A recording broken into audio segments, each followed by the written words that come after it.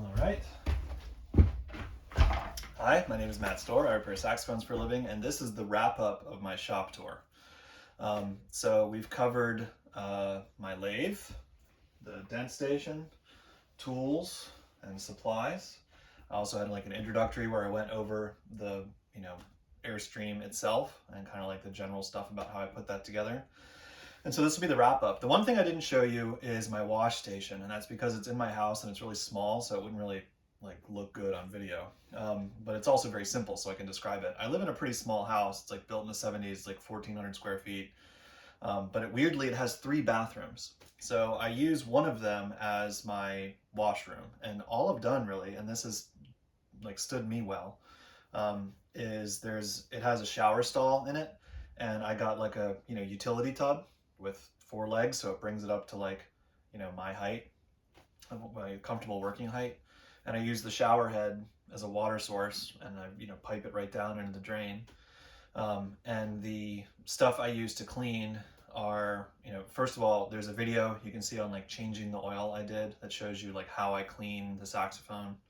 For the most part, I use, mostly naphtha and those Q-tips and the pipe cleaners that you saw. And I try to get as much stuff as possible off like by hand before I actually wash it. And then when I wash it, I use sometimes like heavily diluted simple green as a degreaser. Maybe it's like 1 to 4 or 1 to 3 or something like that. And as a spray-on degreaser. I use Sal's Suds by Dr. Bronner's as like my wash soap, and then I use a horsehair brush as like to actually brush it with. And I've got like some really small brushes that I use like in the sides of posts and stuff like that where stuff gets caught. And I have a like thin tall trash can, and I actually put like 2 pieces of wood on the side and built like a little frame so it wouldn't bulge. And that's what I filled for my acid dip, which I use a very diluted, it's like 1/5 as strong as the recommendation of like the regular acid dip you can get from Fari's or Allied, but I rarely use that, honestly. It's only, I don't know, a few times a year. I've had the same solution in the same container for probably 6 years now, and it's still like crystal clear. I really try to do almost everything by hand. And then I've got a quiet air compressor that I use to dry things off, and then I finish it by hand. And that's my like entire wash situation. I've tried Ultrasonics, and those seem really cool for like school band instruments or new horns, especially like chem cleans on school band instruments. They seem amazing. But for 100-year-old saxophones with really delicate lacquer, doesn't seem like the greatest idea. Also, they cost like 15,000 bucks. So it's, I've tried them before.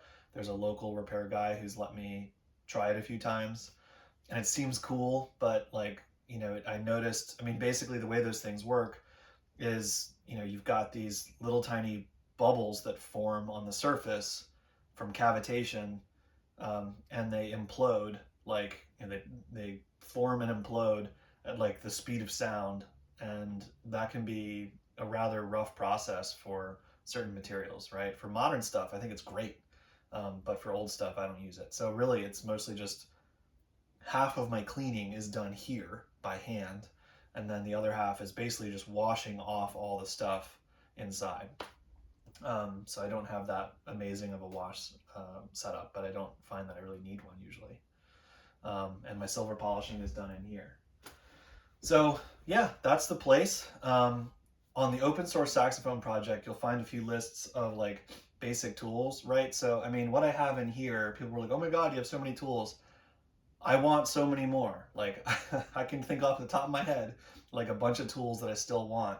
Although I am getting to the point now where there's not as much pre-made stuff that I still need. It's going to be more like making tools. And to that end, like I've got a larger lathe that I'm trying to fix up. And I think the next, I've been doing this like 18 years or something now. Probably like the second 20 years will be a lot of customizing my tools, making tools, getting backups, fixing things that are broken. But, for the most part, what I've got now like does the job, but there's more stuff I want. But yeah, on the open source saxophone project, I've got it broken down to like, you know, what's the basic set of tools that you can do most work with. If you're interested in like changing some pads, cleaning things off, maybe even doing a little bit of key fitting, like what's the reasonable investment, right? Because obviously not everyone can or should do this. But for, you know, about amount of tools that fits into like that machinist chest I showed you, you can do a lot of work yourself if you're interested in it.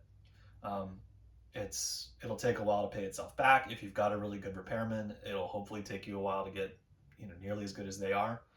Um, but yeah, so this is all basically just to give you an idea of like what is actually in a repair shop that for someone who does high-end saxophone work like day in, day out. And mine's a little weird because it's in an Airstream, but hopefully that long-winded, I mean, I long-winded, right? That's me. Like, hopefully that tour was useful. I know that, you know, when I got started in this, that type of information just was like not available. So I don't know whether that's because no one cares or whether because like, you know, there just wasn't really a way to get that type of information out. But yeah, that's my shop, and hopefully you found that helpful, useful, and informative. My name is Matt Storr, and I repair saxophones for a living. Thanks for watching.